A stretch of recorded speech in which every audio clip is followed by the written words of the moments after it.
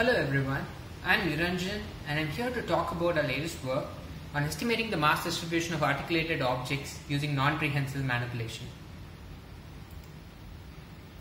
Humans have an intuition of how things behave when we interact with them and when objects interact with each other. This physical intuition is learned during the initial stages of childhood and forms an important part of cognitive development. Robotic perception is often treated as a one-way street where information flows from the outside world which the robot processes and makes decisions to act upon. This is in stark contrast to how humans learn, where we often interact to perceive and perceive to interact. Having a smart strategy to interact with an object augments passive observation by giving us the capacity to discover low probability events that end up giving highly useful information about the object. In our work, we use interaction to identify physical properties of an object that we otherwise would have no clue about. Before we focus on articulated objects, let us consider a simpler case. Consider the block shown in the figure. The block is resting on the floor with the known coefficient of friction mu. If we know the distance the block moves after we apply a force, we can use the laws of motion to find out the mass of the object. This problem looks trivial in a one-dimensional case, but in 3D world, the problem becomes much harder because the object can also rotate and translate at the same time, and we don't have accurate models of friction that can capture how the object is going to move. But mass is not the only inertial property that we are interested in. Mass distribution, for example, also plays a major role. When we want to grasp an object, it matters where exactly we grasp it with respect to the center of mass. Depending on the position of the center of mass, the probability of the success of the grasp can change. A grasp too away from the center of mass can induce large torque on the end effector, causing the grasp to fail. Most objects in the real world have somewhat of a uniform density, and we can approximate the center of mass to be at the geometric center of the object. But what about articulated objects? They're all around us, and how do we estimate the mass distribution of such a system? Articulated objects typically have different densities, making the estimation of center of mass non-trivial. Center of mass is also not stationary and depends on the pose of the object. But if we know the percentage contribution that each segment makes towards the center of mass calculation, we can plan better grasps. We aim to tackle this problem in our work. Of course, we can solve this problem analytically. We start with generalized equations of motion. We want to solve for the mass matrix M here, the equation shown on the screen, and we can take a typical system identification approach and try to solve for M given a set of observed trajectories and forces. Our estimate of the mass matrix M will be the one that matches the observed data the most. There are some problems here. We need derivative information that we do not have access to in the real world, and instead of solving this analytically, we try to learn a model that can try to predict the mass distribution of an object like this. So we ask two questions. Can we use the equilibrium state and estimate the mass distribution without using any derivative information at all? And are all actions equally good for this purpose? Turns out the answer is yes and no. Equilibrium state information is enough, but then we have to choose our actions wisely. We show a mathematical treatment of this claim in the paper, but intuitively this makes sense because self-collisions and rotations can result in a many-to-one mapping where different objects can end up in similar states for the same actions. We instead take a learning-based approach where we learn a model to predict the mass distribution from data. We design a simulated environment where a robot can push objects and observe how they behave. The robot can only take an observation and push the object when it is at a complete rest, and this helps us when we eventually transfer to the real world. Let us watch a small video of how the interaction looks. We use dynamic pushes where the robot loses contact with the object after pushing. The object slides for a while before coming to rest.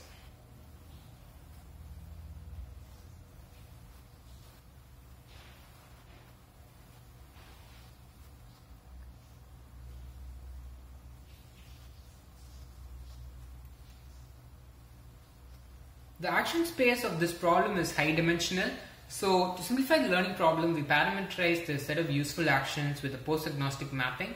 As the object moves and changes poses, the action space adapts such that the same action will end up pushing the same point on the object. The agent can control the position and force of the push, and this becomes a two-dimensional action space that we later train our policy on.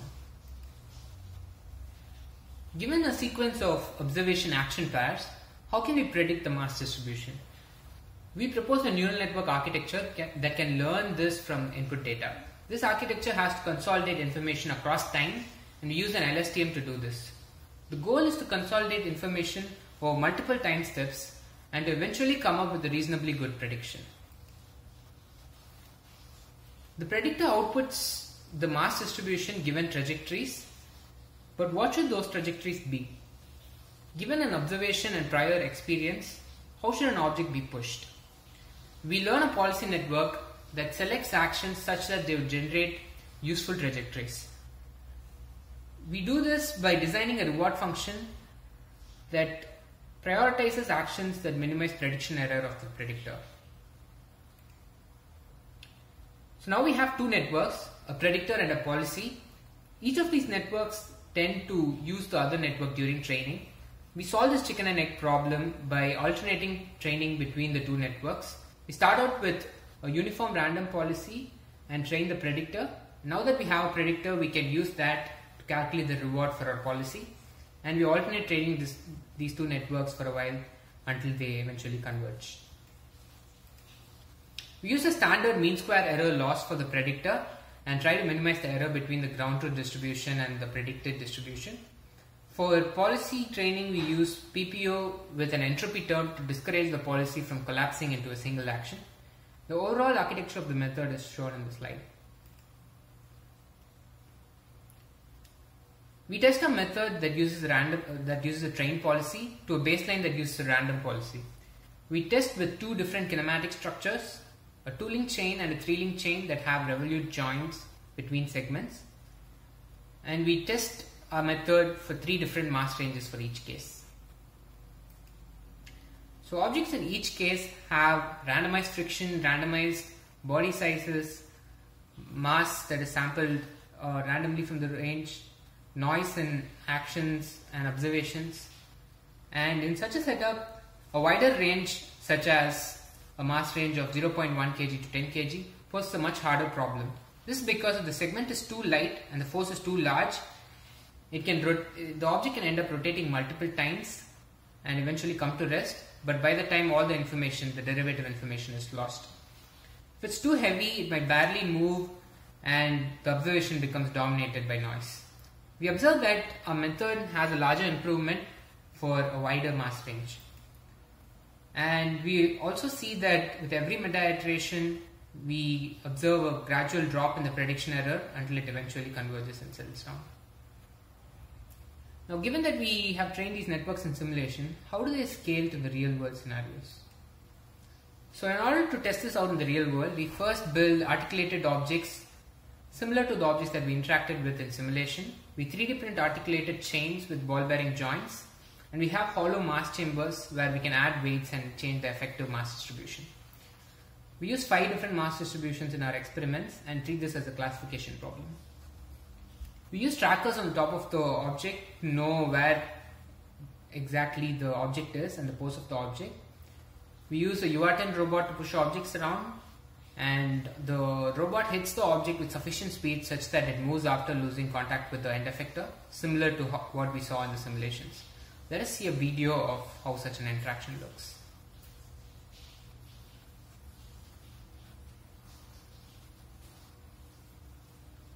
Because our method doesn't need any derivative information, it can work with even trackers that have a very low FPS.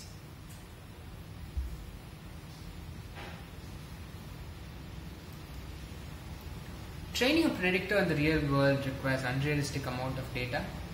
So we instead take features from the predictor that was trained in simulation and train a small classifier on top of it to transfer it to the real world.